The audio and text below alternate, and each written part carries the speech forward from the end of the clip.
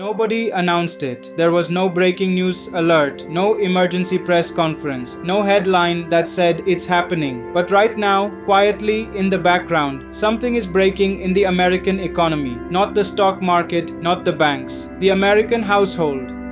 The US personal savings rate just hit 2.6%. That number sounds small, and that's exactly the problem, because most people hear it and think, okay, so what? Here's what. Credit card debt just crossed $1.17 trillion for the first time in history. Inflation is quietly creeping back. Interest rates are still at 20-year highs. And the one institution built to protect you from all of this, the Federal Reserve, is being pulled into a political tug-of-war that could change everything. The average American right now is 2 missed paychecks away from a financial emergency. And the system they were told to trust? It's being tested like never before. This is what's happening right now in the United States. And almost nobody is connecting the dots. Let's do that today.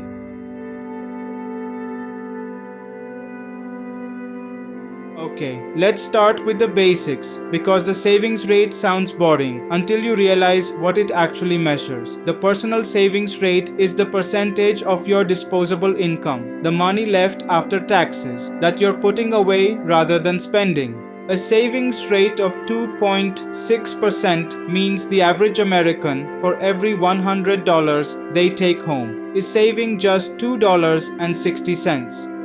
Now, here's some context that should make you sit up straight. In the 1970s and 80s, Americans routinely saved 10 to 12% of their income. During COVID, the savings rate briefly spiked to over 30% because people were stuck at home. Stimulus checks were coming in and there was nowhere to spend. But that money, it's gone. The post-pandemic spending surge burned through those savings faster than most economists predicted. And now, with inflation having raised the price of everything from eggs to rent to car insurance, Americans are spending more just to maintain the same lifestyle. This is what economists call dissaving. You're not just failing to save, you're actively drawing down on whatever reserves you had left. And here's the scary part. For roughly 40% of Americans, there's essentially nothing left to draw from. A 2024 Federal Reserve survey found that 4 in 10 adults would struggle to cover an unexpected $400 expense. $400? That's not a medical emergency. That's a car repair, a broken appliance, a missed shift. So when we talk about a 2.6% savings rate,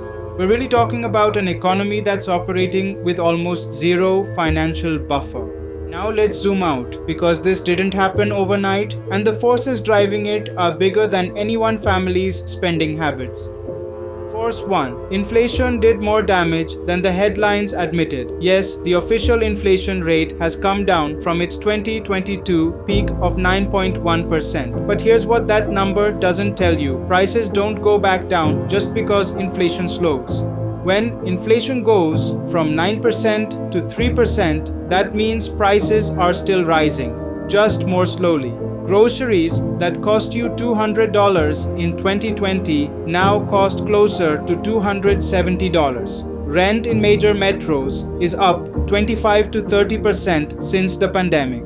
Car insurance premiums have jumped nearly 50% in 3 years. Your paycheck may have gotten a raise, but for tens of millions of Americans, that raise hasn't kept pace with what it now costs just to live.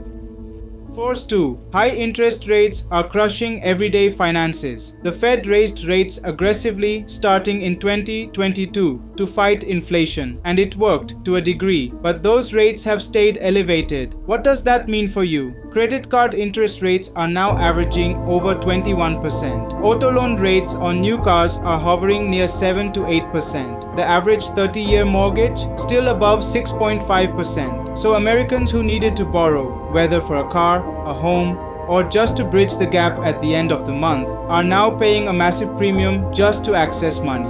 And the cruel irony, the people most hurt by high rates are the ones with the least savings. The people who are most vulnerable are being hit the hardest. Force 3. The Fed is under unprecedented political pressure. This is where things get really interesting and a little unsettling. The Federal Reserve is supposed to operate independently of politics. That's by design. It's what gives the central bank credibility when it acts. But right now, there's open public pressure on Fed Chair Jerome Powell to cut interest rates. Pressure coming from the highest levels of the US government. The argument being made is lower rates stimulate the economy, give consumers relief. But here's the problem. If the Fed cuts rates prematurely before inflation is truly under control, we risk inflation reaccelerating. And if inflation picks back up while savings are already at rock bottom, that is when things get genuinely dangerous. This isn't just political drama. The Fed's next move will directly affect your mortgage rate, your credit card, and the value of every dollar in your bank account. Okay, now I want to talk directly to you because understanding the macro picture matters. But if it doesn't change your behavior, it's just anxiety without action. So here's the dollar-and-demand framework for what to do when the economy is this fragile. Step 1. Know your real number. Most people have a vague sense of their finances, but vague doesn't cut it right now. You need to know 3 specific numbers this week. Your monthly take-home income, your total fixed monthly expenses, rent, car, subscriptions, minimum payments. The gap between those two, that's your real breathing room. If that gap is less than $500 a month, you are financially vulnerable right now. Not because you've done something wrong, but because the system has tightened around you. Knowing that is the first step. Step 2. Build a storm fund. Not just an emergency fund. You've heard of an emergency fund, 3 to 6 months of expenses. Great advice, hard to build. But here's a more immediate target, a 30-day storm fund, 1 month of your essential expenses, sitting in a high-yield savings account, not your checking account. Right now, high-yield savings accounts are paying 4.5 to 5% annual percentage yield. That's real money, and it creates a buffer between you and a crisis. If you don't have that buffer, put everything else on pause and build it first. Not aggressively investing, not paying down low-interest debt. Build the buffer.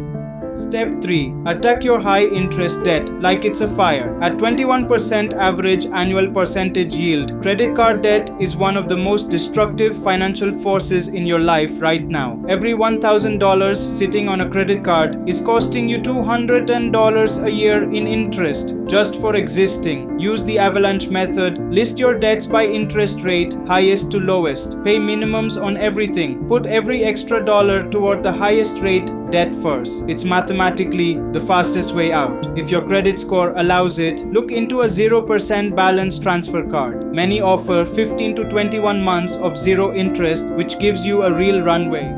Step 4. Income resilience. The often ignored half of the equation. Here's the uncomfortable truth. If your income comes from one source, you are not financially resilient. You are one layoff, one health event, one company decision away from crisis. In this environment, start asking, what's my skill that someone else would pay for? Freelancing, consulting, digital products, tutoring. The secondary income doesn't have to be big. An extra $500 a month changes the math dramatically. It also changes your psychology. You shift from feeling like a passive victim of the economy to someone with agency. Step 5. Don't let anxiety drive your investment decisions. If you're already investing, individual retirement account, index funds, do not panic sell because of what you heard in this video. Volatile, uncertain macro environments have historically been buying opportunities for long-term investors. The S&P 500 has survived recessions, financial crises, pandemics, and political chaos. Stay the course. Keep contributing. And if you're not investing yet, once you have your storm fund and your high-interest debt under control, that is your next move.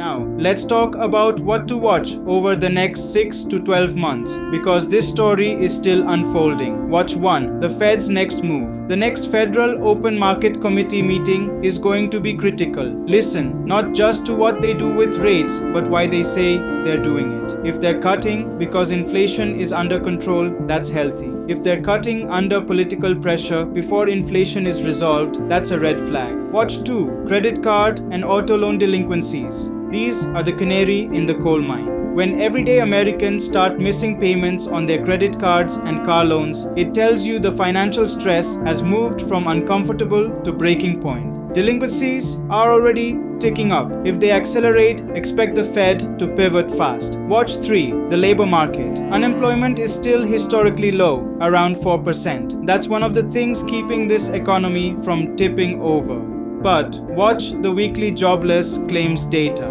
Watch wage growth.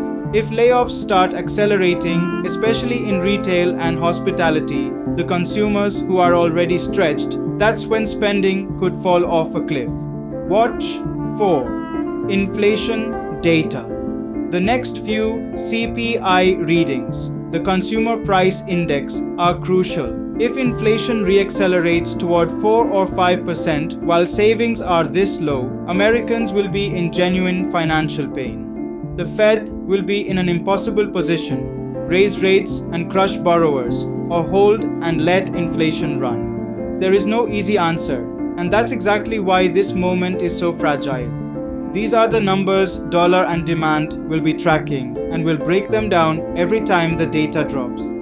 Look, I want to be honest with you before I close. This video isn't meant to scare you, it's meant to wake you up, because the people who get hurt in economic downturns are almost never the people who saw it coming and prepared. The people who get hurt are the ones who were told everything was fine, right up until it wasn't. A 2.6% savings rate tells us that millions of Americans are living with no margin for error. And in a world where interest rates are high, inflation is sticky, and political pressure is rattling, the one institution designed to keep things stable, having no margin for error, is genuinely dangerous. But here's what I also know. Americans are incredibly resilient, and individual action, even small, consistent individual action, can completely change your personal outcome, regardless of what the macro environment does. Build the buffer, kill the high interest debt, add an income stream, stay invested for the long run. You can't control what Jerome Powell does, you can't control what Congress passes, you can't control what the market does next week, but you can control your savings rate. You can make it 10%, you can make it 15%. And right now, that is one of the most powerful things you can do. If this video opened your eyes, share it with someone who needs to hear it. And if you want us to go deeper on any of these topics, the Fed, debt strategies, recession-proofing your income, drop it in the comments. Dollar&Demand is here to give you the analysis that actually matters. See you in the next one.